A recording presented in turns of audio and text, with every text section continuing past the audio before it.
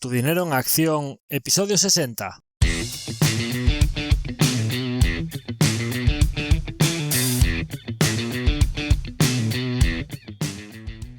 Hola, soy Javier Acción, asesor financiero independiente autorizado y registrado en la Comisión Nacional del Mercado de Valores con el número 149 y asesor del fondo de inversión Acción Global. Te doy la bienvenida a Tu dinero en acción, tu podcast de inversión, donde hablaremos de manera sencilla y cercana de conceptos, métodos y alternativas para rentabilizar tus ahorros. Si te planteas sacarle partido a tus ahorros o quieres descubrir qué opciones te interesan más, te invito a quedarte para aprender sobre finanzas con un lenguaje directo y sin tecnicismos. Si tienes alguna pregunta, duda o sugerencia, puedes contactar con nosotros utilizando las distintas vías que encontrarás en nuestra página web www.accioninversiones.com.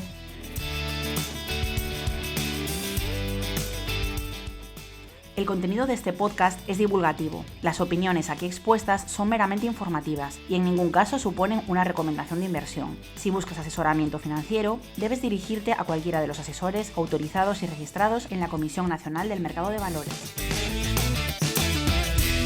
En el episodio de hoy volvemos por fin con uno de nuestros capítulos divulgativos, que no hacíamos ninguno desde el 1 de abril, que hablamos de invertir en serial acquirers, en compañías que compran otras compañías, y volvemos con uno de estos capítulos que tanto gustan a la audiencia, en los que intentamos divulgar o aportar nuestro pequeño granito de arena en la formación inversora de nuestra audiencia. Y el tema concreto de hoy, a pesar de que recurrentemente me habéis preguntado por él, pues la verdad es que no me había atrevido nunca a abordarlo o a juntar una serie de conceptos o experiencias personales en inversión en todos estos años, que llevo pues ahora mismo ya más de 20 años invirtiendo, primero por mi cuenta, después con carteras ya familiares y de gente cercana, y luego pues posteriormente ya de manera profesional con clientes tanto de la EAF con productos de terceros como posteriormente en nuestro propio vehículo, ¿no?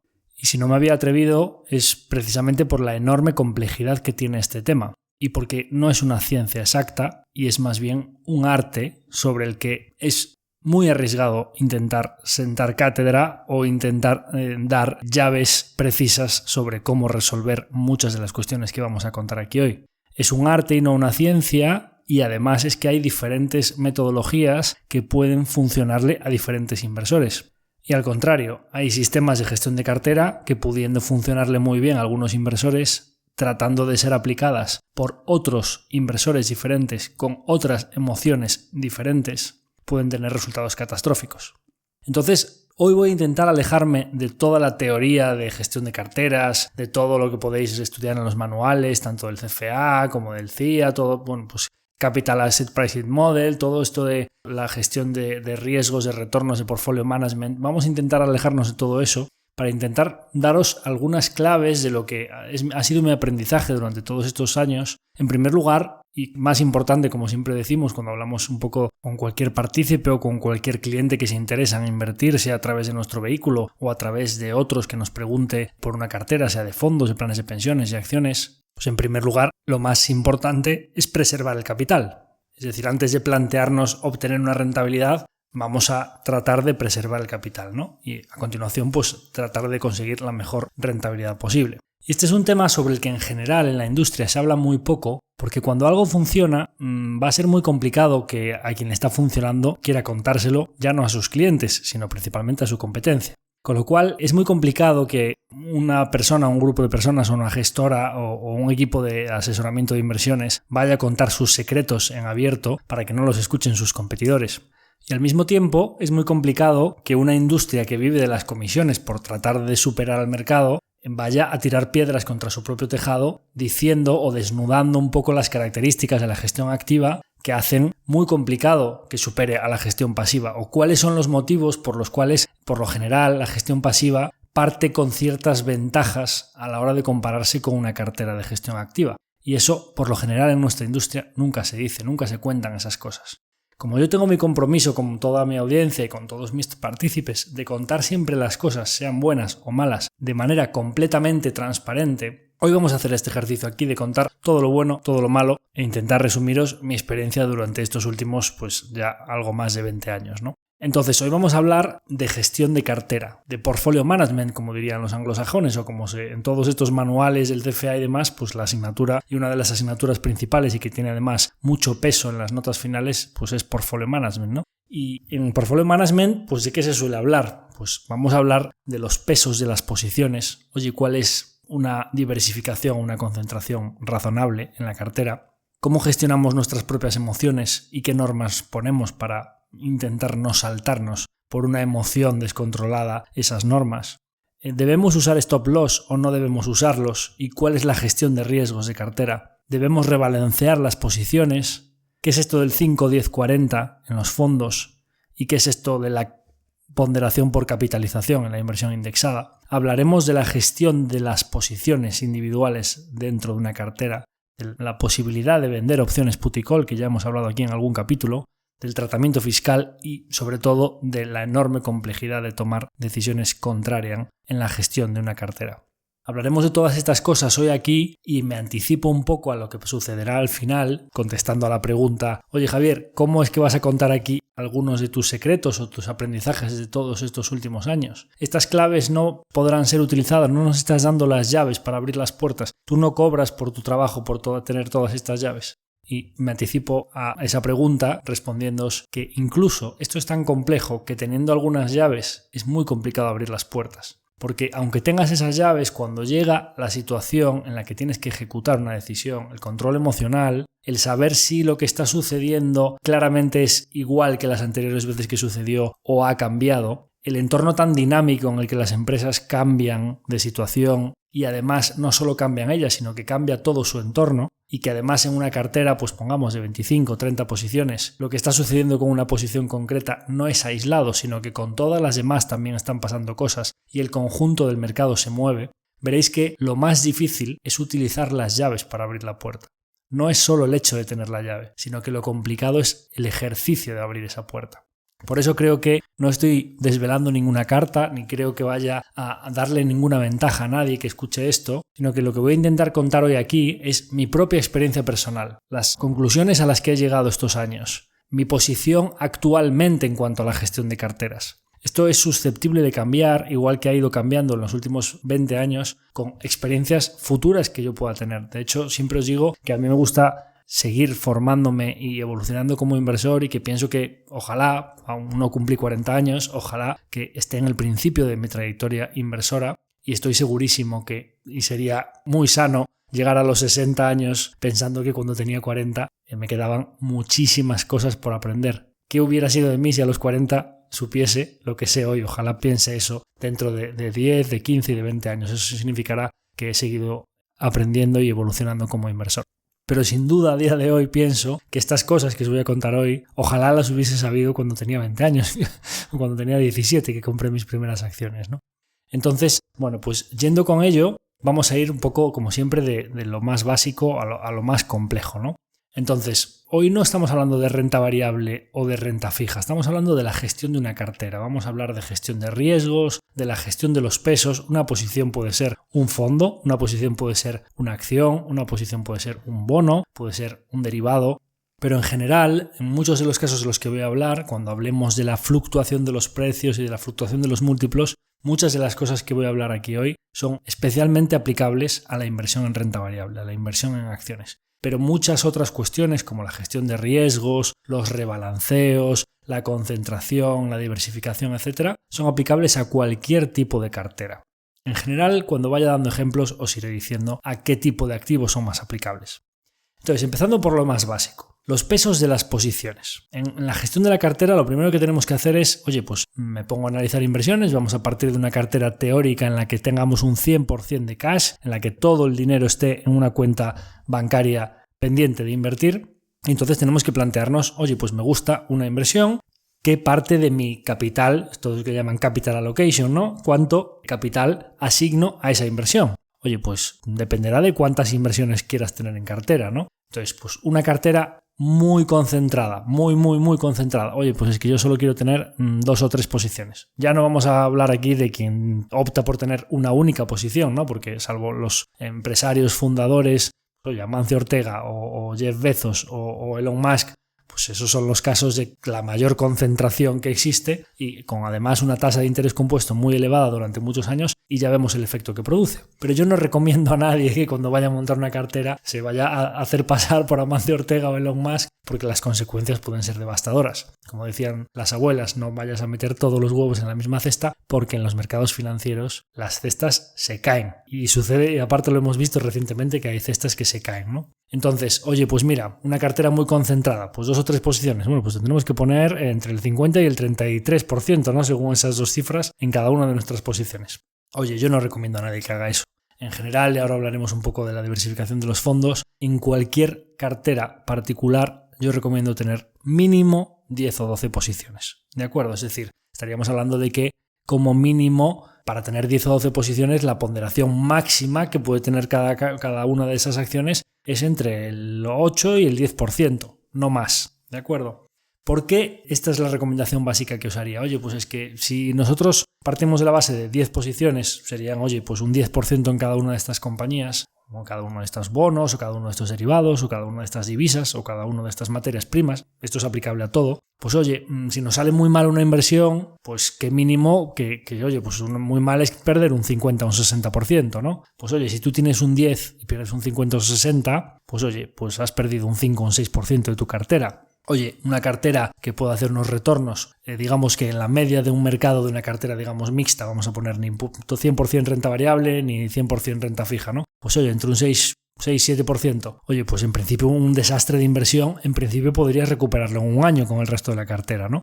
Bien, si nosotros nos concentramos más, si ya nos vamos a carteras de 4 o 5 compañías, si tenemos un desastre en una de ellas, pues oye, una cartera con 4 compañías, el 25% de la cartera en cada compañía, pues un desastre estamos palmando 10, 12 puntos, ¿no? Vamos a tardar bastante en recuperarla. Y lógicamente, pues te dirá alguien, no, ya, claro, pero cuando venga la recuperación con una cartera concentrada en 4 o 5 compañías, también los retornos van a ser mayores. Bien, aquí he de decir que mi experiencia personal y lo que yo he hablado con diferentes gestores que han pasado por muchas situaciones complicadas de mercado y que tienen mucha experiencia, no personas que solo hayan vivido un mercado alcista, por lo general, hay la opinión generalizada entre personas prudentes, conservadoras y que pues hacen buenos retornos a largo plazo y que ya han tenido filosofías de inversión más concentradas, en que llegado a un punto, la mayor concentración no te aporta un alfa adicional y es cierto que asumes riesgos excesivos. Y aquí viene un poco el tema del control de las emociones, ¿no? Y la necesidad de establecer unas normas para que incluso cuando una inversión nos gusta muchísimo, nosotros tengamos en nuestro manual apuntado el mayor riesgo posible que vamos a asumir en una inversión determinada. Porque suele suceder, y esto también lo he puesto en común con algunos inversores, que a lo largo de nuestras carreras lo que ha sucedido cuando nos enamorábamos de una compañía o nos gustaba muchísimo y tendíamos a ponerle, por ejemplo, oye, si mi posición media es de un 5% y mi posición mínima es de un 2 o de un 3 y pues oye, me voy al máximo, mi posición máxima es del 8 o 10%, pues solía suceder que en bastantes casos cuando teníamos una posición entre el 7, 8 o 9% era porque tenía unos atributos que nos gustaban especialmente o que habíamos pasado muchas horas analizando esa compañía y por lo general solía suceder que era donde quizá a toro pasado veías que estabas teniendo más probabilidades de cometer errores. Con lo cual, oye, pues vamos a hacer ese ejercicio de prudencia y de hacer ese ejercicio de yo solo sé que no sé nada y vamos a partir de la base de que por mucho que nos guste una compañía, vamos a tener que establecer unos criterios de control de las propias emociones y tener una diversificación mínima. ¿De acuerdo? Es verdad que aquí existen, y hablaremos después un poco de la diferencia tan grande que hay entre las carteras particulares y los fondos de inversión, hay unas diferencias bastante notables entre la concentración que puede tener una cartera particular y la concentración que puede tener un fondo de inversión. Pero vamos a partir de la base de que en una cartera particular yo nunca tendría, incluso aunque pueda estar hiperconcentrado, nunca tendría menos de 10, 12 compañías, bonos, 10, 12 inversiones. ¿De acuerdo? Entonces, ¿a mí qué me gusta a día de hoy? Y paso a hablar ahora del fondo. Bueno, pues también depende un poco de los recursos que tenga cada uno, de los recursos que tenga a su disposición para analizar. Una persona que trabaja 8 horas al día y solo puede analizar en sus ratos libres y los fines de semana, es razonable pensar que tenga un radar o que quiera intentar acceder a un universo de compañías analizables más reducido o que se especialice en poquitos sectores, que no intente peinar una gran cantidad de compañías tecnológicas, financieras, de consumo, de automóvil, industria, energía. Claro, pues sí, solo cada sector, para entender las dinámicas es muy complicado, más todas las compañías que hay, mirarte competencia, proveedores, clientes, pues son horas y horas y horas y horas y horas y horas. Es muy complicado acceder a todo. Oye, pues zapatero tus zapatos. Oye, pues si tienes pocas horas, oye, pues me voy a especializar en este sector porque yo trabajo ahí. Oye, pues no, mira, solo en compañías de calidad, no, pues solo en compañías value. Pues oye, concéntrate y reduce, ¿no? Es verdad que los gestores profesionales pues tenemos más recursos a nuestra disposición, nos dedicamos a tiempo completo a ello y tenemos ayuda en nuestros equipos y diferentes proveedores de información con los que pues podemos hacer más eficiente nuestro proceso. Y yo ya he ido explicando en las diferentes cartas y en los diferentes capítulos en los que hablaba con partícipes, les he ido explicando que nosotros hemos tendido a tener una cartera más diversificada en los últimos años y eso no nos tiene por qué restar rentabilidad y sí reducir el riesgo al estar más diversificados, porque una de las cuestiones que se suele comentar siempre cuando se habla de la diversificación es porque en el anglicismo de la diversification, ¿no? Es decir, oye, llegado a un punto estás diversificando tanto que estás incluyendo en el riesgo de que una posición adicional la conozcas menos y no solo no diversifiques riesgo por tener una posición más, sino que cometas más riesgo de equivocarte. Bien, esto sí que es cierto y yo siempre he dicho que hay que tener un número de posiciones, un correcto equilibrio entre la diversificación para reducir los riesgos que estás asumiendo y el conocimiento profundo de todas esas compañías. Y es verdad que teniendo muchos más recursos a tu disposición puedes conocer mucho mejor 25 o 30 compañías, cosa que no podrías si tienes muchas menos horas de análisis y muchos menos recursos a tu disposición, con lo cual, oye, pues concéntrate en 10 o 12 y más otras 20 que tengas en el radar y no en 30 en cartera y 70 en el radar, porque va a ser muy complicado que las conozcas en profundidad y no vas a ver venir los cambios de una tesis o un competidor o una pérdida de ventaja competitiva o una amenaza o una disrupción tecnológica como estamos viendo que sucede tantas veces, ¿no? Entonces, esto obviamente no hay una máxima. Como en todo el capítulo de Portfolio Management, de gestión y de cartera, vais a encontrar que no voy a dar verdades absolutas, son mis opiniones.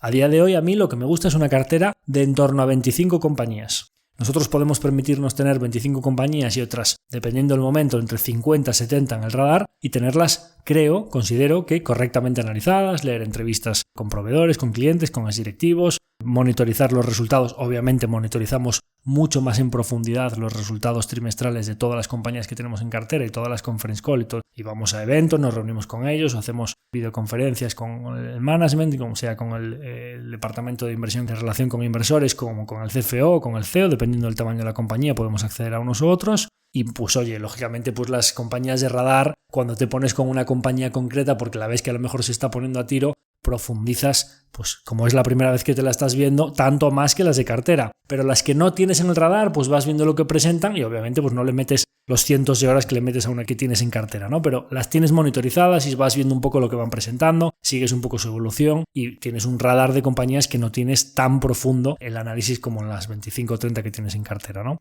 Entonces, 25 que tienes en cartera, sí que es verdad que yo tiendo a tener en torno al 50-55% en las primeras 10 o 12 posiciones, de manera que, y ya lo he explicado en alguno de los capítulos de balance trimestral, donde contábamos un poco, nosotros en estas 10-15 posiciones es donde nos vamos a jugar los cuartos. Y es verdad que estas 10-15 posiciones tienen que ser donde más seguro estés, las que más tiempo llevan en cartera, las que mejor conozcas, no las más rentables potenciales, sino las más sólidas, las que probablemente tengas una mayor visibilidad en los retornos, las que por su propia ejecución se hayan ido ganando su peso. Es decir, oye, pues esta posición aún no sé muy bien cómo va a ir, la estoy empezando a analizar, pues oye, no la metas en el top 3 con un 6-7% del fondo. Oye, no, es que esto es una posición que empezó en el 2 o el 3%, y ella misma se ha ganado el derecho a estar en el top 5 con su ejecución porque me ha duplicado o triplicado en los últimos años y entonces está ahí en el top de cartera, como son pues nuestras Constellation Software, Just Scientific, Deep Tech, ahora mismo Tesla o Netflix, pues que cargamos bastante abajo y muy rápidamente se revalorizaron y dejamos correr esos beneficios, ¿no?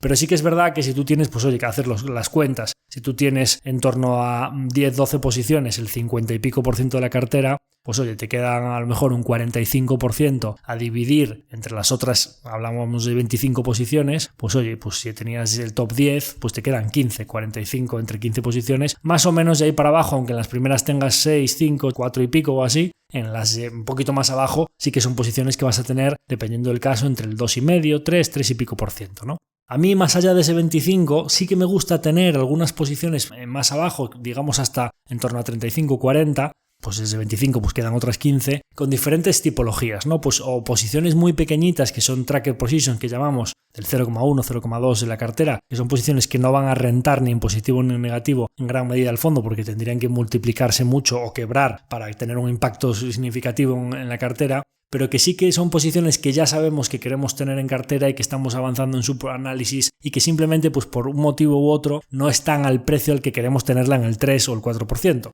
O posiciones pues que teníamos con peso más alto y que por valoración se han puesto muy altas, hemos reducido mucho su peso y estamos esperando a que vuelva a dar la oportunidad para volver a escalar esa posición, ¿no? Y también algunas posiciones que podrían ser, digamos, inferiores al 1%, pues que tienen muchísima opcionalidad o son semillas que llamamos que pueden multiplicarse mucho, como fue en nuestro caso de Quistos al principio, que teníamos un 1% y llegó al 5, al 6. Bueno, pues claro, luego ya fuimos reduciendo, ¿no? O posiciones tipo pues casos de reestructuración en los que el risk reward es muy pronunciado, ¿no? Que es decir, son compañías que tienen un riesgo elevado, pero también si sale, las probabilidades de que salga son más reducidas, pero si sale el retorno es muy alto. Pues oye, no le metas un 6% del fondo a esas posiciones, ¿no? Tendrás que tener pues un 1%, ¿no? Esto ya, pues volvemos a decir que es un arte, no una ciencia, y cada maestrillo tiene su librillo, pero sí que es verdad que a mí, más allá de esas 25 posiciones en las que pueda tener el 90 y pico por ciento de la cartera, oye, tener un 5% en, como dice Google, other bets, no lo veo para dar un poquito de asimetría a los retornos y que puedas tener ahí un campo de semillas con mucha opcionalidad. A mí eso me suele gustar bastante también. En general, la opcionalidad y la asimetría en cada inversión que buscamos me gusta, pues en la cartera exactamente lo mismo, ¿no? Entonces, hablamos de concentración versus diversificación, hablamos de tener unas normas que nos permitan controlar nuestras propias emociones para no asumir riesgos excesivos. Y ahora hablamos un poco de la gestión de riesgos en cuanto al stop loss, ¿no? Porque yo, cuando empezamos el fondo, los partícipes originales que venían de la cartera privada que teníamos, de la sociedad previa, pues muchos de ellos siempre me preguntaban, oye Javier, pero no utilizamos stop loss para las posiciones. Incluso hay partícipes que a día de hoy me lo preguntan. Stop loss, para el que no lo sepa, pues oye, es comprarte unas Inditex a 30, que estén subiendo a 35, a 36 y que tú ya pongas un stop loss de manera que, oye, si esto baja en algún momento de 30, que es donde yo las tenía compradas, directamente vendo. No me miro nada de la compañía y vendo la compañía por el hecho de que haya bajado un límite. O al revés, no ha ido bien, yo las compré a 30, empiezan a bajar a 28, 27, 25, yo me marco que de 25 para abajo no voy a perder, con lo cual, si en algún momento pierdo los 25, hay diferentes sistemas. Intradía, oye, a lo largo de la sesión los pierde, ya a lo largo. No, a cierre de sesión, tiene que perder los 25 durante ya habiendo cerrado la sesión. A cierre semanal o a cierre mensual. Hay diferentes metodologías. Bien, eso es un sistema para que tú, llegado a un punto, asumes que posiblemente te has equivocado y las largas las acciones independientemente de lo que esté pasando con los fundamentales de la compañía, con el resto del mercado, con los competidores. Nada, un sistema puro técnico. Bien. Eso es un sistema que también puedo contar las experiencias. Yo siempre expliqué aquí, ¿no? Yo en mis años 17, 18, 20 años, todo el mundo empieza siempre con el trading y con el análisis de gráficos y tal. Y yo obviamente pues pasé por eso. Eso es un sistema para palmar sí o sí. Es decir, siempre pasan cosas y siempre todos los stop loss, los soportes, las resistencias, todo esto lo mira una grandísima cantidad de gente, especialmente los que no tienen conocimientos para hacer análisis fundamental o análisis financiero. Con lo cual, en muchísimos casos hay, pues oye, aquí hay un soporte, cogen, barran ese soporte, echan a todo tal y ellos y las manos fuertes cogen el papel y se va para arriba. No, es que aquí hay un gap, etcétera, cogen, siempre vuelve para ahí y luego cuando largas la acción porque te saltó el stop loss, se da la vuelta. Por eso siempre es, ay no, me saltó el stop, me quedé fuera y entonces después fue bien. No, es que tenía unos beneficios del 30 o el 40%, pero me redujeron al 10 y entonces se me ejecutó el stop y luego se dio la vuelta y tal. Y entonces terminas vendiendo siempre mucho más bajo de lo que a lo mejor podrías vender simplemente monitorizando los fundamentales de la empresa a largo plazo. Y diréis, oye, pues si no tienes este sistema para gestionar un poco todo el control de las pérdidas, ¿cuál es tu stop loss? El stop loss es la propia diversificación de la cartera. Y esto es muy importante porque si nosotros tenemos como máximo, digamos, un 5% del fondo en una compañía, nosotros, si va muy mal, hablábamos de una caída del 50 o 60%, si te cae un 50 o 60% en una compañía que tienes el 5%, pues tu stop loss, digamos que es que vas a perder la mitad de esa posición, digamos un 2,5%, tienes ahí limitada la pérdida. Porque es muy raro que te quiebren 25 compañías al mismo tiempo. Si quiebra, imaginaros, Amazon, Microsoft, Inditex, Apple, imaginaros un montón de compañías de este tipo, no tenemos ni teléfonos, ni ropa, ni coches, colapsa el mundo, lo que menos nos va a importar es nuestro fondo, ¿no? Entonces, en ese caso nosotros estaríamos poniendo un stop loss en el tamaño de la posición, y ahora voy a contar algo que creo que es bastante importante en el control de riesgos y en el control de las emociones, y es que la máxima posición, o digamos el capital que podemos asignar como máximo a una posición, no dependa de lo que tenemos en cada momento invertido, sino on cost, que se llama, en el coste que nosotros hemos invertido ahí. ¿Y esto qué quiere decir? Si nosotros compramos unas acciones a 30, por ejemplo, y empiezan a caer, nosotros podemos caer en la tentación de pensar que, claro, nosotros teníamos ahí invertido un 5%. Claro, cayeron a 15, cayeron un 50%. Nosotros ahora, si el resto de compañías del fondo se han quedado igual, nosotros ya no tendremos un 5% ahí, tendremos un 2,5%. Y a lo mejor también caímos en la tentación de ver que como las acciones, es que el deterioro fundamental no ha sido tanto, ¿no? Esa caída del 50% no se corresponde con la caída del free cash flow, de las ventas, del EBIT. Esta compañía está más barata que antes. Cuando nosotros la compramos a 30, estaba a 15 veces flujo de caja, y esto ahora, es verdad que le ha caído el flujo de caja a un 20 o un 30%, pero es que la acción ha caído un 50%, con lo cual en vez de a 15 veces flujo de caja, esto está a 10 o a 12 ahora. Claro, si yo tenía un 5% del fondo cuando estaba a 15 veces flujo de caja, ¿qué sentido tiene que cuando está la acción a 10 o 12 veces flujo de caja, que es bastante más barato, tenga un 2,5, ¿no? Tengo que tener un 5 o más. Duplico la posición. Aumento mi exposición y ya no tengo invertido un 2,5, sino que tengo otra vez el 5 o el 6. Pero ¿cuánto tengo on cost? ¿Cuánto dinero me he jugado en esa inversión? El 5 que invertí originalmente, más otro 2,5 o 3 que me estoy jugando ahora, pues el 7,5 o el 8%. ¿Os dais cuenta que yo vuelvo a tener la misma posición que antes, pero el riesgo que estoy asumiendo es mucho mayor? Por eso es tan importante que nosotros asignemos los pesos de las posiciones on cost. Y esto nos va a evitar, en base al coste que hemos invertido, que es lo que estamos arriesgando, que caigamos en la tentación de regar indefinidamente las malas hierbas. Y esto lo decía Peter Lynch, oye, pues riega tus flores y corta tus malas hierbas.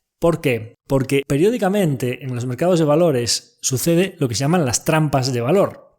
Y las trampas de valor es difícil verlas antes de que sucedan y temporalmente siempre parece que están muy baratas. Y a mí me ha pasado en mi carrera que he ido asignando cada vez más recursos a una inversión que ha terminado saliendo mal. Y claro, el riesgo que asumes, pues oye, imagínate, es que yo tengo una cartera muy diversificada en la que lo máximo que tengo es un 3 o un 4%. Claro, pero si tú fuiste duplicando o promerdiando, como se dice en una inversión, bueno, por eso la foto del trader tan mítico, Paul Tudor Jones, que es un trader que hizo retornos muy muy altos y que sale así tirado en la oficina con una única imagen detrás de un cartel pegado con un corcho que pone Losers Average Losers, es decir, los perdedores promedian las acciones perdedoras. Entonces, bueno, pues este control de riesgos en base al coste que has invertido creo que es un método que como mínimo pues nos permite limitar las pérdidas en caso de que una inversión vaya mal. ¿Y qué pasa si la inversión va bien? Bueno, pues entonces esto ya es para gustos, ¿no? Pero por lo general, cuando una compañía está cayendo, diríamos, pues ¿cuál es tu forma de hacer las cosas ahora mismo? Ya os he dicho que esto va variando con el tiempo, ¿no? Pues ahora a mí me gusta tomar una posición de en torno al 2,5-3%, dependiendo del caso, entre el 2,5 y el 3,5, digamos, posición media al 3%. Si la compañía va bien, pues me gusta dejarla correr y tocar lo mínimo, ¿no? Y sobre todo teniendo en cuenta que pues en la posición inicial tienes un 3, como on cost, digamos que un límite sería el 5 o 6%, tienes mucho margen para que si la compañía inicialmente, cuando tú tomas la primera posición, se pone más barata o sigue abaratándose conforme pasa el tiempo porque aún no clavaste el mínimo y se te cae un 20 o un 30% más, como nos pasó por ejemplo a nosotros en el caso de Tesla o el caso de Netflix, que ya las estábamos comprando a unos precios que considerábamos que eran muy interesantes y las vimos ya a precios que eran pues que nos parecían completamente ridículos. Tuvimos margen para poder comprar, con la suerte de que pues en Netflix empezamos a construir la posición a 300 y pico y terminamos comprando con las últimas a 190. Claro, cuando puedes tener margen para hacer eso, si yo hubiese cogido un 5 o un 6% de Netflix ya en la primera compra, no habría tenido margen para hacer eso y a día de hoy estaríamos a pre. Y sin embargo, al tener margen para poder comprar más abajo, pues nosotros ahora mismo con la revalorización que lleva, está ligeramente por encima de donde hicimos la primera compra, pero en el conjunto de la posición tenemos unos beneficios importantes. Mismo caso de Tesla, ¿no? Pues empezamos a comprar a 200 y pico cuando venía de 400, que la mandaron a 100. Pues pudimos comprar algunas a 100, ¿no? Pues oye, pues ahora mismo está incluso por debajo de donde compramos las primeras y nosotros tenemos la posición en positivo, ¿no? Entonces eso solo lo puedes hacer si dejas margen. Toma una posición moderada, vete analizando la compañía y metes un piececito en el agua y vas profundizando y ya después pues vas viendo, ¿no? Sin embargo, si ya compras y se te va para arriba, tienes mucho margen cogiendo un 3 y te puede hasta duplicar. Para que tengas un 6 aún no tienes que tomar decisiones sobre esa posición. Salvo que se ponga rematadamente cara, no tienes que empezar a reducir esa posición. Entonces, stop loss, gestión de riesgos de cartera, concentración versus diversificación y rebalanceos sí o no. Todo esto de los rebalanceos que es, oye, pues tengo una posición que se me ha puesto más barata, ¿por qué no compro más esta posición? Y tengo una posición que se me ha puesto más cara, ¿por qué no reduzco, no? Bueno, en general, y a continuación hablaré un poco de todo esto de la gestión de la posición. Por lo general, yo os diría que todo esto de una medida arbitraria de, oye, pues no, es que yo cada trimestre voy a rebalancear todo y vuelve todo al 3%. Lo que se ha ido al 4 vendo un 1% y lo que se ha ido al 2 compro un 1%. Bueno, pues esto es bastante arbitrario. Es decir, oye, pues la que se ha ido al 4 a lo mejor resulta que sus fundamentales han mejorado bastante y la que se ha ido al 2 ha caído un 30, pero es que sus fundamentales han empeorado. Tendrías que estar vendiendo la que ha caído y comprando la que ha subido, ¿no? Entonces, por eso es tan difícil todo esto, porque 25 posiciones o 30 posiciones, imaginaros lo que puede pasar, pues no solo un trimestre, un año, a lo largo de todo el tiempo, ¿no? Con lo cual, tener unas métricas en cada compañía para que tú sepas con respecto a lo que está publicando en ese momento o a lo que va a publicar durante el próximo año, para saber en qué momento se encuentra y sobre todo tener unas referencias históricas para saber si esa compañía con esa calidad, con ese equipo gestor, con ese endeudamiento, con esos márgenes, con esos competidores,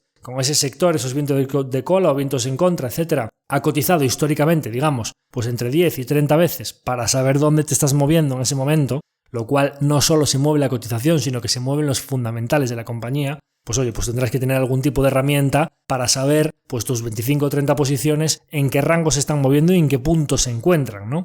Entonces, rebalanceo sí o no, yo pues como buen gallego voy a contestar depende. Y luego pues comentaros también aquí que existe una diferencia bastante importante en la gestión de los fondos activos versus la capitalización o la inversión indexada que pondera las compañías por capitalización. ¿Y por qué aquí digamos que creo que los índices parten con una ventaja importante y que yo creo que es un aprendizaje que tenemos que intentar implementar en nuestras carteras activas? En general, los fondos de inversión pasivos o los ETFs o un poco cualquier estrategia pasiva que replique índices, por lo general hay diferentes sistemáticas, ¿no? Pero por lo general suelen ponderar las compañías por capitalización. O digamos que las compañías más grandes son las que más pesan y las compañías pequeñas son las que menos pesan en esa inversión. No tienes que decidir nada porque es el propio tamaño de la compañía el que te la pondera, te compras una cesta y vas a hacer lo que haga ese índice. Perfecto. Aquí hablábamos de regar las flores y cortar las malas hierbas. Y resulta que parece que cuando en un índice, una compañía que pesaba un 0,2%, vamos a poner un ejemplo, digamos una Amazon del año 98 que pesaba muy poquito en los índices, y de repente pasan 20 años y se convierte en una Amazon, una Apple, una Netflix, una Tesla o una Microsoft, que de repente pues es una compañía de 1,5 trillón, 2 trillón, compañías que tenían un peso muy bajo. A lo largo de su éxito, su ponderación en el índice ha ido aumentando. Es decir, el índice, con una estrategia de capitalización, ha ido regando las flores. ¿Y qué ha ido sucediendo con las compañías que han ido mal? Pues ha sucedido exactamente lo contrario. Conforme la tesis se iba debilitando, conforme la tesis o la compañía tenía más competencia o iban tomando malas decisiones o su sector se veía disrumpido por un cambio tecnológico, su peso en los índices se iba diluyendo. Y esto es una de las claves de que los índices lo hagan tan bien a largo plazo, es que los índices riegan las flores y cortan las malas hierbas. Y nosotros, los inversores particulares, en nuestro control emocional, tenemos que ir en contra de la tentación de comprar más lo que ha caído y aumentar exposición a lo que está yendo mal. Y al revés, a lo mejor tenemos que ir con el pie cambiado o pensar contracorriente que a lo mejor es buena idea, una compañía que ha subido bastante desde que la hemos comprado, a lo mejor es precisamente lo que más tiene que ponderar en cartera y no sé si comprar más, pero como mínimo dejarla correr y que cada vez pondere más. ¿De acuerdo? Dejar correr los beneficios. ¿De acuerdo? Bien, pues oye, parece que los índices ponderan sin límite hacia arriba las que van bien y cortan muy pronto hacia abajo las que van mal. ¿Y qué sucede con los fondos de inversión? ¿Qué es esto del 5-10-40? Esta regla tan típica de los fondos de inversión en general, de estas reglas de máximas de ponderación o de control de riesgos. El 5-10-40 es una norma que en los fondos de inversión lo que te limita es que no puedes tener más del 10% en una sola posición y en el momento en el que una posición supere el 10% de peso, tienes un plazo máximo legal establecido para reducirla y que baje del 10%. Y además, las posiciones que pasen del 5% en su conjunto no pueden sumar más de un 40%. ¿De acuerdo? No se puede tener ninguna posición de más del 10 y las que superen el 5 sumadas no pueden suponer más de un 40%. ¿Esto qué implica? Bueno, pues que si tú tienes un 10, un 10, un 10 y un 10, 4 posiciones del 10%, que es lo máximo que puedes tener en cada una de esas posiciones, en su conjunto pesan todas más del 5, ya llegaste al 40. La quinta posición de tu cartera puede ser un 4,5 o un 4,9, pero no un 5, porque entonces ya estarías en el 45, ¿de acuerdo? Otra estrategia es que puedes tener 8 posiciones del 5 y ahí estarías justo en el 40, pero la posición número 9 ya no puede llegar al 5, ya tiene que ser del 4,5, ¿de acuerdo? Bien, ¿esto qué supone? Esto supone que si nosotros tenemos una idea de inversión muy buena, que además va bien, y concentramos mucho su peso o asignamos muchos recursos a ella y decimos, bueno, yo lo máximo que puedo tener es un 10. Esta idea es muy muy buena, voy a meterle un 9%. ¿Os dais cuenta que muy pronto vamos a estar obligados a estar vendiendo acciones de esa compañía? Cosa que un índice nunca haría. Cosa que un índice desde muy abajo la va ponderando y coge todo el retorno. Por eso, muy pocas compañías son las que dan la gran mayoría de los retornos de los índices. Y un gran porcentaje de las compañías que están en los índices, que van diluyendo su peso, son grandes perdedoras. Por eso, ser stock picker o seleccionar a compañías activamente es muy complicado cuando tú, algunos aciertos que tienes en cartera, tienes que estar cortándolos muy pronto. Por eso os decía, oye, vamos a tomar una posición que nos permita darle mucho recorrido.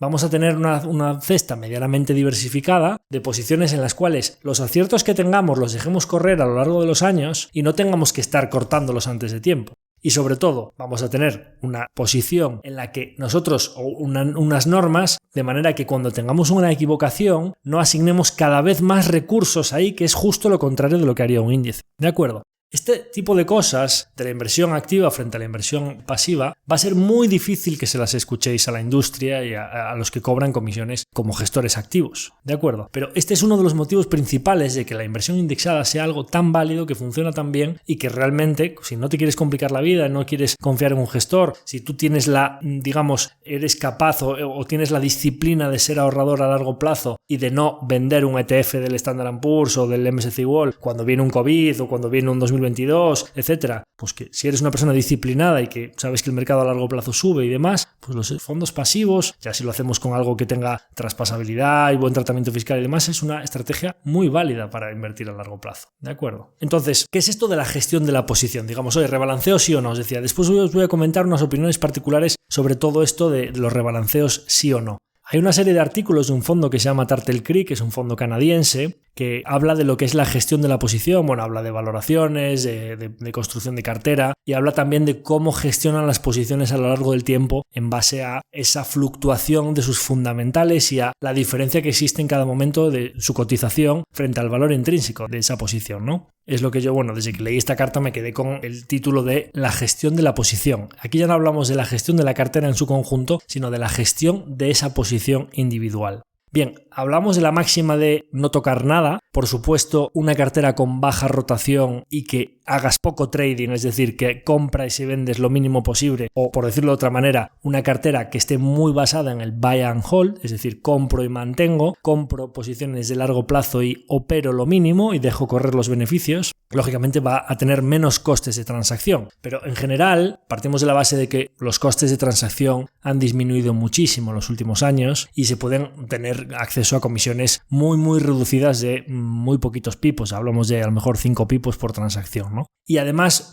yo parto de la base de que en general recomiendo operar lo mínimo, pero también es verdad que el mercado ha demostrado en los últimos años que la volatilidad, con todos los algoritmos, las inyecciones monetarias, todo lo que ha sucedido con los tipos de interés, las disrupciones tecnológicas, pandemias, hemos visto en los últimos años que la volatilidad en el mercado no ha hecho más que aumentar durante los últimos años, ¿no? Entonces, ¿por qué no aprovechar esa volatilidad a nuestro favor? ¿Por qué no aprovechar que hay compañías como Google que las tiene perfectamente analizadas todo el mundo y que te pueden subir un 40% en 3 meses porque de repente Google es una operación de inteligencia artificial y hace 3 meses estaba amenazada por la inteligencia artificial de Microsoft? ¿Por qué no aprovechar que compañías como Amazon pasan de ser el paradigma de inversión, infraestructura y moat a largo plazo a ser una compañía que ya está mal gestionada, que hace muy mal a invertir en el futuro y que su nuevo CEO ya no sabe todo lo que sabía cuando gestionaba AWS? ¿Por qué no aprovechar todas estas narrativas que hacen fluctuar el múltiplo de una compañía perfectamente analizada y de gran capitalización de entre 15 a 30 veces o, como hablaremos algunos casos después, de 10 a 70 veces flujo de caja en el plazo de menos de un año? Pues Turtle Creek cuentan algunas cartas, las podéis buscar, son ya antiguas, son del año 2013 o así, en algunos de los artículos que comentaba, yo las tengo, si queréis me las podéis pedir. Todo esto de la gestión de la posición, y hablaban en sus cartas de una posición que todavía a día de hoy cotiza, es una compañía canadiense que se llama OpenText, pues que es una compounder que ellos decían que era una compañía pues que había rendido muy bien a largo plazo porque les había dado desde el año 98 hasta el año 2012, más o menos un plazo de 14 años, un 9% anual compuesto.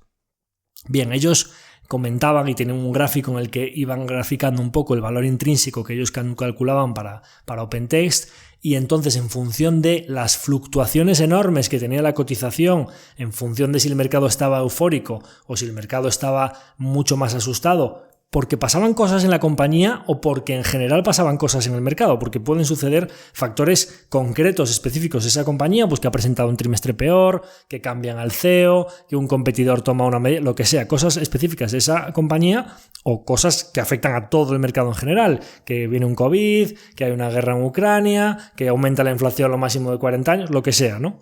Entonces ellos esa volatilidad la aprovechaban para que el peso de la compañía en su cartera fluctuase, pero al revés de lo que os decía antes, es decir, no ponderando los errores comprando más de lo que ha caído y está yendo muy mal, sino, oye, vamos a aprovechar una compañía que cuando sube mucho porque hay euforia, si sus fundamentales no han subido tanto como la cotización de la acción, vamos a reducir su peso en cartera. Oye, esta compañía no solo no se han deteriorado sus fundamentales, sino que su EPS, su flujo de caja, etcétera, su valor intrínseco ha aumentado, y resulta que han tirado las acciones un 20 o un 30% porque el mercado ha caído, porque se ha asustado con... pues vamos a aumentar su peso en cartera. Bien, pues ellos explicaban cómo habían conseguido que una compañía que ellos decían que era una gran compounder, ahora os hablaremos de algunas grandes compounders que tenemos en los mercados de hoy para ver cómo imaginar lo que se puede hacer si esta compañía rendía al 9% anual compuesto. Ellos habían conseguido una TIR del 70%, tradeando esa posición o digamos amortiguando o digamos fluctuando el peso de esa compañía en cartera. Bien, aquí hay un par de apreciaciones. Es verdad que, por supuesto, que si tú cuando está la compañía a 30 veces flujo de caja reduces peso y eres un artista y cuando está a 10 veces flujo de caja aumentas peso y durante 15 años se te mueve entre 10 y 30 veces flujo de caja, pues digamos 5 o 6 veces, y además es que es una compounder que realmente el flujo de caja ha ido aumentando, es decir, si tú tienes una generación de valor intrínseca a largo plazo, digamos que hay unos dientes de sierra, pero en una línea ascendente, en lo que son los fundamentales de la compañía, y tú todos esos dientes de sierra de la cotización los tradeas, pues claro, pues haces unas TIRs espectaculares, lógicamente, porque si la compañía digamos compone a 10%, tú puedes a lo mejor duplicar o triplicar esa tasa, ¿no? Bien. Hay otro componente de la TIR que es el capital que tú tienes asignado. Es decir, ellos lógicamente pudieron hacer una TIR tan elevada porque durante mucho tiempo de esos 14 años tenían muy poquito dinero asignado ahí.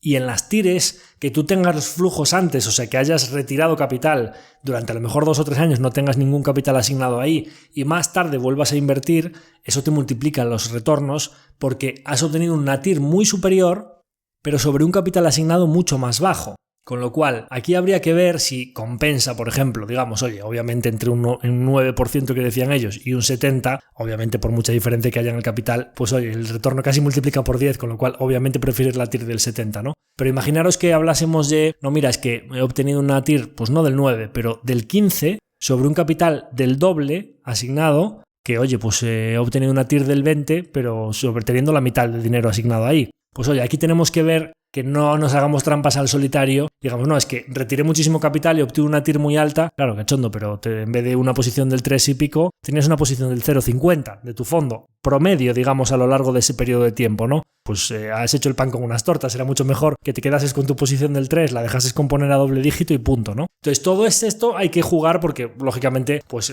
incluso los propios de Turtle Creek te van a explicar lo que les ha ido bien y no te van a decir las partes malas de su fórmula, ¿no? Mágica, porque imaginaros, si ellos tuviesen 25 posiciones que les hubiesen hecho tires del 70 y en ninguna se hubiesen equivocado, pues claro, el riesgo de todo esto, ¿cuál es?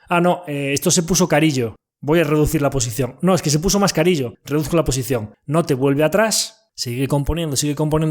Cuando vuelve atrás un poquito, está mucho más alta que la anterior vez que tú la vendiste, lógicamente te tiembla la mano y porque no la quieres comprar más cara, etcétera, etcétera, y pierdes una compounder de época que está 15 años al 10%, 15% anual compuesto y tú te quedaste con tus migajas, ¿no? Entonces todo esto, vuelvo otra vez a decir, cada maestrillo tiene su librillo y esto es un arte, no una ciencia. Pero sí que es verdad que estos aprendizajes yo los intento aplicar y voy a daros algunos ejemplos de casos bastante extremos que nos han sucedido a nosotros para que veáis que esto no es una carta de un fondo canadiense del año 2013 que es completamente inaplicable. Y os voy a hablar de ejemplos que además son bastante recientes de nuestra cartera, ¿no? Y el primero de estos ejemplos es Align Technology, la compañía de los alineadores Invisalign. Aún recientemente, no sé si había sido un comentario a uno de nuestros vídeos en YouTube o en Spotify o iVoox, no recuerdo. Un partícipe o un oyente del podcast nos había puesto un comentario: oye, pues Align está muy bien, pues fue una tesis que funcionó muy bien en su momento y tal, pero ahora como volvió atrás con todo lo de la pandemia y tal. Oye, desde que vosotros hicisteis la tesis de Align, pues me parece que comprasteis las primeras acciones en torno a 180 y en ese momento como que estaban a 200 y pico. De hecho, nosotros en ese momento estábamos comprando porque venían cayendo desde 700, iban por 200 y algo, y en ese momento pues estábamos recomprando, ahora os diré, un poco recomprando las que habíamos vendido arriba, ¿no? Entonces en ese momento era como que, bueno, pues sí, pues de 180 se fue a 300, de 300 cayó a 100 en COVID, de 100 se fue a 700, pero es que vuelve a estar casi en el origen, con lo cual pues llevas aquí 4 años y la acción está prácticamente plana desde que tú entraste. Oye, ¿cuál ha sido el retorno para el fondo de todo esto, no? Bien, muy buena pregunta y tiene todo el sentido, y además es que me viene al pelo para explicar un poco por qué en una compañía que incluso podríamos decir que en esos 4 años ha tenido un retorno bastante pobre, por qué unas fluctuaciones tan bestias pueden ofrecer un retorno muy pronunciado, si sabes un poco en qué rango se mueve. En este caso en concreto, nosotros tomamos la primera posición en Align Technology en agosto-septiembre de 2019. Empezamos a comprar acciones a $180 por acción. En estos momentos las acciones se encuentran a 280, con lo cual nosotros, si calculamos el retorno, pues más o menos agosto de 2019, estaríamos un poquito menos de 4 años ahora mismo. Pues estamos en mayo del 23, pues hoy le faltan 3 meses para hacer 4 años, ¿no?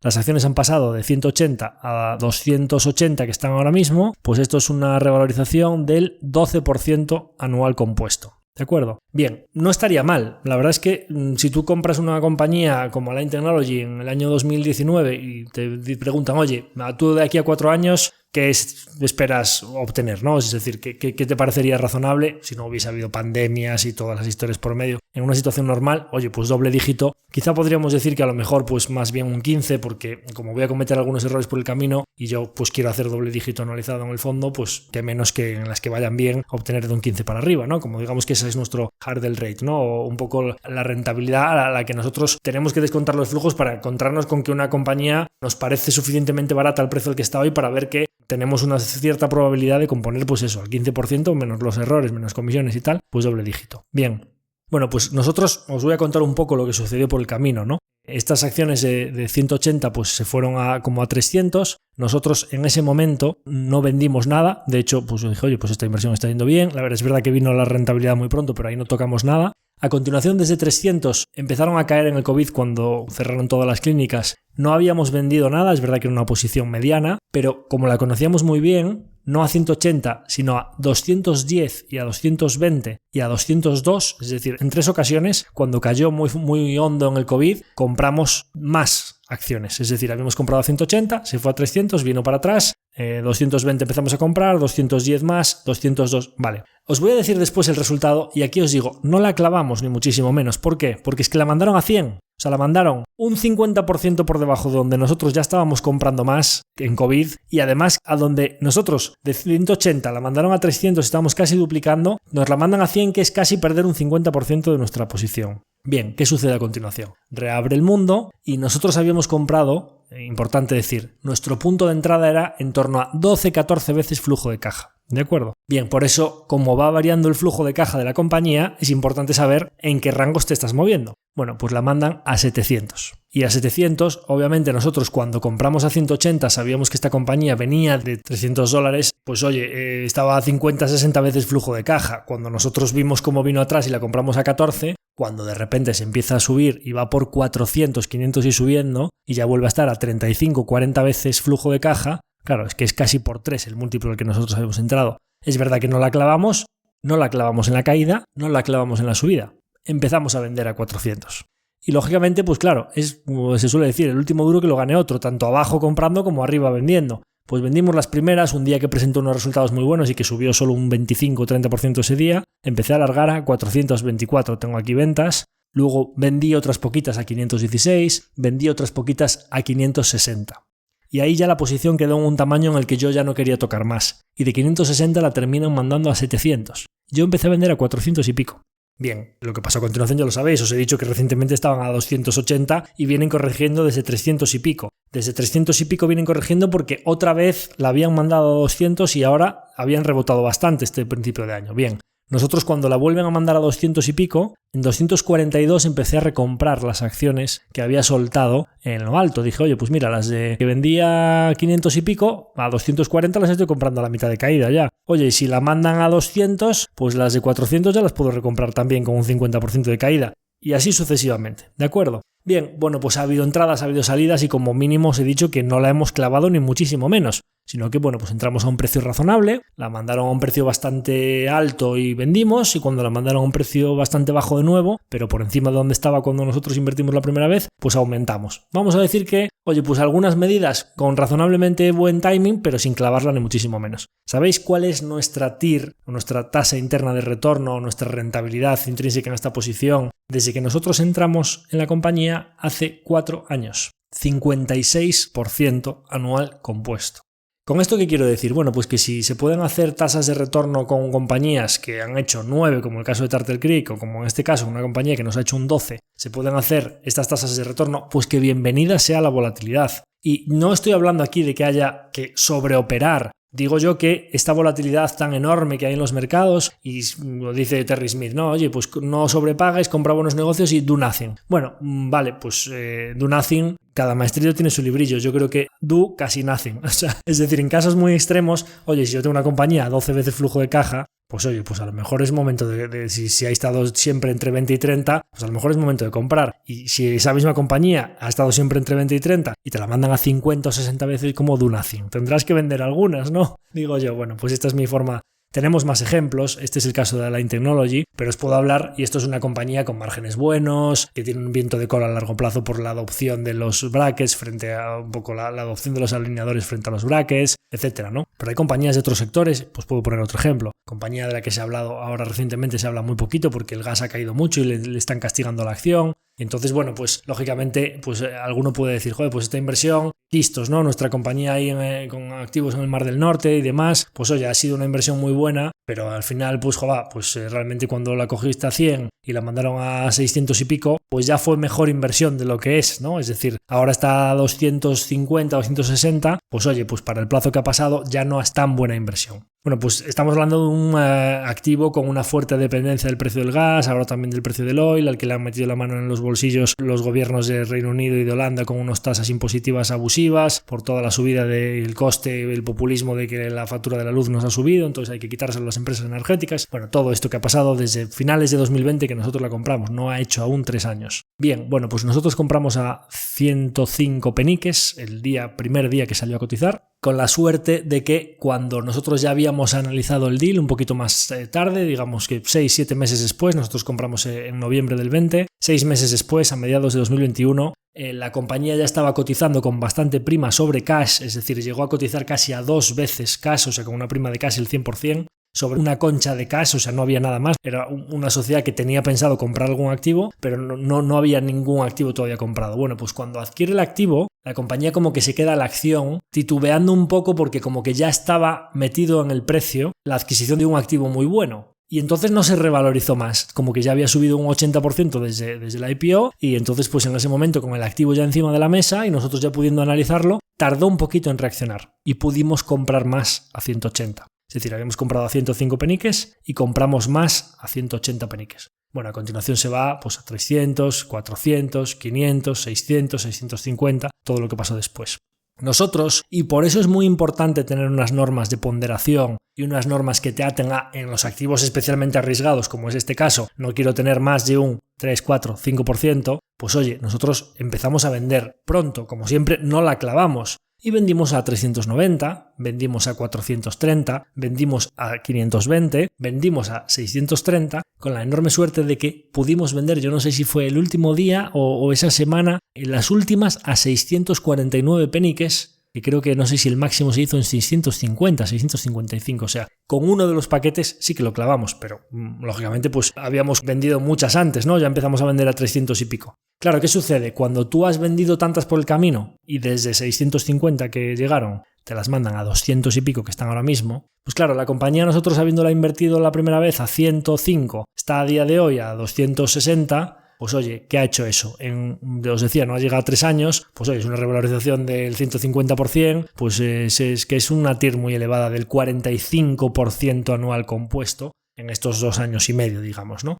Muy bien, pues oye, ojalá que todas las inversiones sean así, ojalá que tengamos muchas quistos en cartera, perfecto. ¿Y qué TIR hemos hecho nosotros? Y dije cuando me entrevistaron, en una de las veces que fui a hablar de quistos, recuerdo que se fue en Los Locos de Wall Street, creo que había sido, y también lo comenté cuando fuimos a hablar en Momentum Financial de sobre quistos. Dije, oye, esto es una inversión muy arriesgada, pero es que nosotros ahora mismo si quiebra quistos, que pues, es muy complicado la verdad, pero bueno, podría suceder, es una empresa que tiene deuda, que vende gas y tal, oye, si cambian la regulación o no, cae muchísimo los precios de los materiales. Bueno, nosotros a día de hoy hemos recibido más dinero en las ventas que hemos hecho que todo lo que habíamos puesto en las compras que hicimos, con lo cual a día de hoy tenemos más neto recibido en cuenta que lo que pusimos y además la cartera de acciones que tenemos a día de hoy en la compañía que todavía nos quedan, ¿no? Con lo cual, aunque esas acciones valiesen cero, nosotros ya hemos recibido más dinero del que pusimos. Bueno, pues ¿cuál es nuestra TIR ahora mismo si tenemos en cuenta la valoración actual de las acciones que mantenemos en cartera? Os decía que la compañía había compuesto al 45%,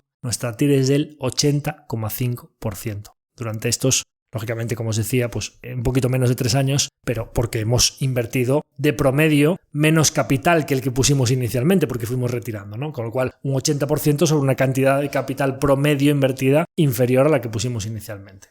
Bien, estos son 2 casos extremos de gestión de la posición a lo Turtle Creek que han ido muy bien. Obviamente tenemos muchos casos de empresas que las hemos comprado y han caído y que han sido errores y que tienen tasas de retorno muy pobres y que por eso pues a nosotros el retorno de nuestro fondo no refleja ahora mismo, después de todo lo sucedido en 2022, estos grandes éxitos que hemos tenido en algunas posiciones. Podría hablaros de más, pues tenemos Microsoft con una TIR del 27 desde el año 2018, Constellation con una TIR del 25 desde el año 2018, tenemos varios grandes ganadores. Entonces, nuestra función, y yo creo que mi función como asesor, es que estos grandes aciertos y estas tires elevadas cada vez se vayan produciendo sobre un número mayor de las 25 o 30 posiciones. Por eso, y aquí voy a lo más complejo de todo esto, ¿no? Claro, si tú cuando estás comprando una posición porque ha caído y la ves a un múltiplo más bajo, y aquí pues al final hablaré un poco todo esto del control emocional y de ser contrarian. Claro, tú tienes que estar evaluando permanentemente lo que está pasando con una compañía, lo que está pasando con el mercado, para saber si realmente no te estás equivocando al comprar una compañía que se ha abaratado, ¿de acuerdo? Entonces, todo esto de la gestión de la posición es muy interesante,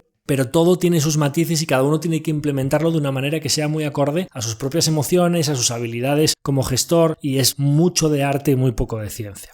Por supuesto, si nosotros queremos comprar cuando está bajo y vender cuando está alto, podemos implementar una venta de opciones. Recomiendo escuchar el episodio de Invertir en Derivados, sobre el que hablamos un poco de las estrategias básicas de venta de opciones. Pues oye, quiero construir una posición o aumentar peso, pues venta de put. Oye, pues me está subiendo mucho una posición y a ciertos niveles me parecería apropiado reducir o vender unas cuantas. Pues oye, venta de call, vas sumando esa prima y oye, pues te van pagando una rentabilidad por tener la orden, digamos, por esperar, ¿no? La parte mala de la venta de opciones es que cuando lo queremos aplicar a muchas posiciones de cartera y además queremos intentar extremar, oye, pues que a ciertos niveles ya es un nivel bastante extremo de valoración, pues oye, si tú tienes 25 posiciones en cartera y quieres aplicar todo esto de la gestión de la posición con ventas de puts y ventas de calls, y además tenemos en cuenta que una posición puntualmente se ponga a un precio, si no es en la fecha de vencimiento, puede suceder que no se te venda o no se te compre y que tú te quedes con unas míseras primas y no hayas ejecutado una estrategia que podría haberte generado mucho valor, pues la venta de puts y la venta de calls también es una herramienta útil, pero pues aparte de que consume una grandísima cantidad de recursos en forma de tiempo, pues ahí tiene que valorar cada uno lo que le compensa recibir esa prima en función de vender a 10 veces flujo de caja o comprar a 50 veces flujo de caja en los extremos, ¿no? Llegado a un punto es que digo, no, es que no quiero la prima, lo que quiero es que a ese precio me las vendas o a ese precio pues me las compres, ¿no? Entonces, bueno, pues la venta de opciones, y hablaremos más de todo esto de algún programa específico de tema de opciones, pues podrían ser un complemento que encajaría bastante bien en todo esto de la gestión de la posición. No hay que olvidar aquí también la importancia del tratamiento fiscal, porque lógicamente, pues estos de Turtle Creek, y como nos pasa también a nosotros, pues oye, cuando tú estás pagando un 1% de ganancias sobre el capital o de ganancias patrimoniales, pues oye, como que te pesa mucho menos gestionar una posición, o si sube a los 6 meses mucho, reducir un poquito, y si baja muy fuerte a continuación volver a comprar. Claro, si eres una cartera particular que como mínimo vas a pasar por caja de hacienda cada vez que reduzcas, si puedes tener una compounder de estas tipo Constellation o OpenText como es el caso de ellos, o unas Quistos como es este caso que os decía, o Align, pues oye, cada vez que estás vendiendo, llevar una pata coja en forma de hacienda, metiéndote la mano en el bolsillo con entre el 19 y el 27% de ganancias patrimoniales cada vez, pues oye, esto es algo que hay que implementar bastante para tener en cuenta si compensa o no hacerlo y en qué compañías y en qué momentos. Es decir, el tratamiento fiscal es muy relevante dependiendo del caso. Obviamente, pues esto para los fondos es muy favorable porque podemos gestionar las posiciones prácticamente sin tener que pasar por caja de hacienda, ¿de acuerdo? Entonces, en general, todo esto de la gestión de la posición al final pues es un arte y no una ciencia, como he dicho ya varias veces a lo largo del capítulo. Cada maestrillo tiene su librillo, pero lo más importante de todo esto, y digamos que un poco donde está la complejidad, y vuelvo al principio del capítulo, ¿por qué cuento todas estas cosas? ¿Por qué no me importa contar todas estas cuestiones que pueden ser quizá tan relevantes, ¿no?, en la gestión de la cartera? Oye, pues ¿por qué estás cobrando por una gestión